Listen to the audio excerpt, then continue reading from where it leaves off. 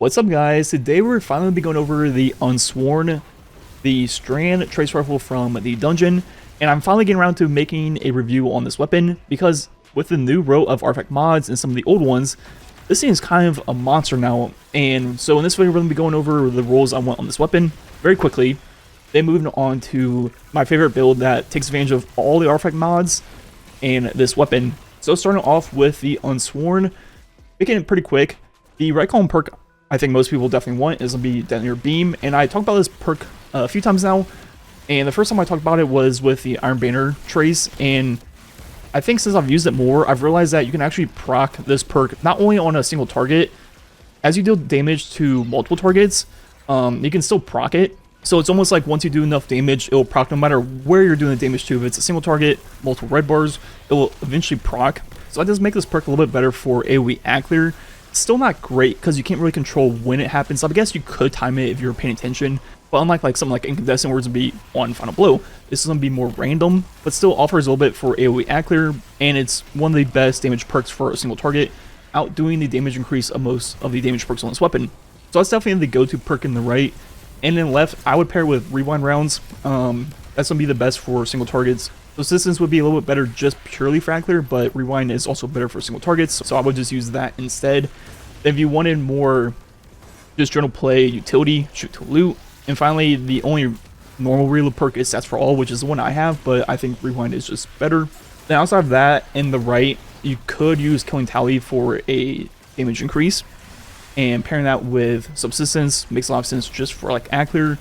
And finally, the third role you might want to keep if you get one is just Tear plus Hatchling for both of the Strain effects, where the final blows will sever nearby targets and create the threadlings. So recapping the three roles, the most important one, Detonator Beam probably plus Rewind. Then the second one would be Killing Tally plus Rewind or Subsistence. And the third role I would go for would be Tear plus Hatchling. So moving on to the build, I've already made a build this season. My first relic one was the Lightning Surge Devour build, and it's going to be the same name, but altered quite a lot for this trace. So starting off, we use the exotic class item with Synthoceps, and for this build, that is mostly all you need. There are good things to pair with it, first being Endless Light to give you better uptime on all of your abilities, or you can run with Necrotic for the spreading poison with the melee hits. Overall, the gist of this build is you just spam the Lightning Surge, and it's almost like Consecration on Titan. But now with all the artifact mods, we're going to be using a lot of them. We first have the 3 Trace Rifle mods. So obviously we have Overload, pretty straightforward. And we have Beam Medic, which will heal us every 3 rapid kills, which isn't going to be too important for this build because we're Devour, but still pretty nice. Then we also have Harsh Refraction, where the Trace Rifles will do more damage to targets afflicted by elemental debuffs matching their elemental type. And since this is a Strand weapon, we're going to need something like Unraveling Rounds. And as we talked about in previous videos, for legendaries, this is going to be a 50% buff. And we will also be using the Microcosm in this build. For that, it will be a 20% buff. And we're going to have that going at all times on this weapon because of Unraveling Orbs from the artifact, where picking up an Orb of Power or Tangle grants Strand weapons Unraveling Rounds. And now with the boost, which we can unlock in Act 2, Strand weapons still increase damage to Strand debuff targets.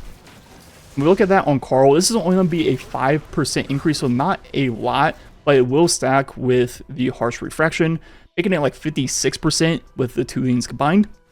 But more importantly, we get all the Unraveling Rounds, and with Horde Shuttle, damaging unraveled targets with a weapon occasionally spawns a Threadling.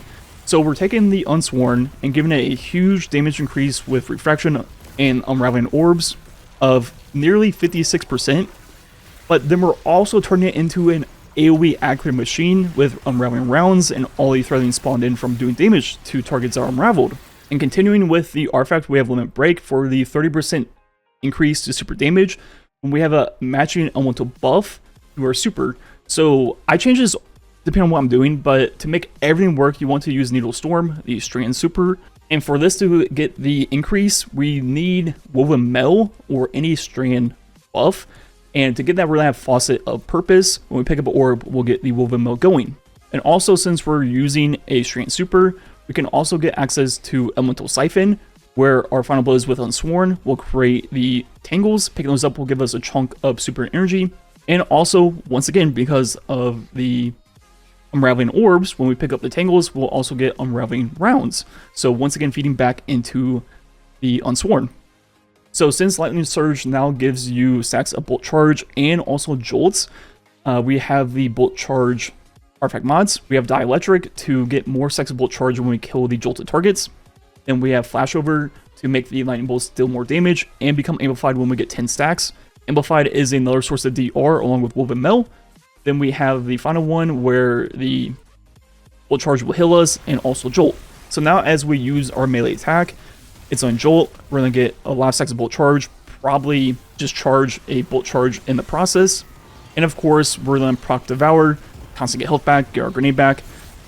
There's just a lot going on. And when we melee, we have Faucet of Dawn to become Radiant, which is going to be 20% now, another thing increasing our Unsworn damage. Then we have Faucet of Bravery, so when our power melee attacks get final blows, we'll get unraveling rounds, another way to make sure we have that going. And also our Grenade, which we'll have often with Devour, will give our Void Weapons volatile rounds. And for that, I like to use the Afterlight like I showed off in my previous video with Discord and Reservoir Burst. You could also use something like the Lotus Eater or really any Void Weapon. And the benefit of using the Afterlight is that with Discord, even though we're using double special, I mean, it practically has infinite ammo, and it's like you're using a primary, right? And the thing about the Lightning Surge build and Consecration is once you get Transcendence going is when the builds really start to shine, where you can really spam it. So building our Transcendence is going to be very important. So we have Devotion and then also Sacrifice to help build up both the Darkness and Light side of the Transcendence. And that's not happening on all the kills because we'll have both a Darkness and Light buff and debuff going at all times. And finally, like I mentioned, we usually run Microcosm, and this will get the 20% increase from Refraction when the target is debuffed by Unraveling Rounds because it matches our super.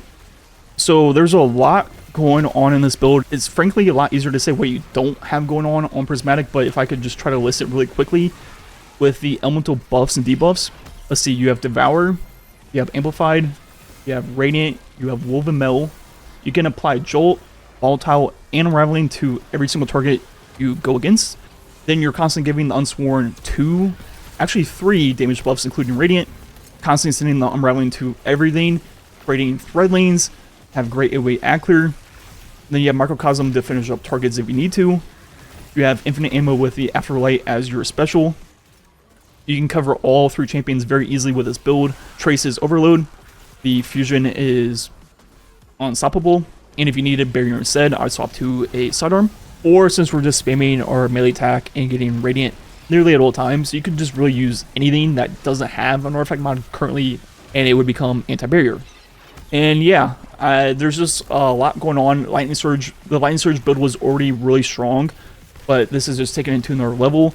And I would say the biggest benefit of Unsworn for the Lightning Surge build is just how fast you can build up Transcendence. Before, if you're using just the Lightning Surge and kind of whatever, you would probably have to wait around for the Darkness side to catch up. But now, since you're spreading Unraveling Rounds and all the different strain effects, you're going to be building that side just as fast, if not faster, than Light, and getting your Transcendence in like 10-20 seconds. Also, simply just using the Microcosm like on a champion, since it's kinetic, will build both sides incredibly fast. Then you pop your super with 30% more damage. Then you have Microcosm with its buff going afterwards. I mean, it's just a great loop and really works for everything in the game. Anyways, while I've been talking, I think I've been showing off the mods on my armor. It hasn't really changed since the last time I uploaded this build. But I'm going to go ahead and link the build down below. So definitely give it a try if you haven't yet. And yeah, I think that's going to be it for the video. Like usual, thanks for watching. Catch you guys next time.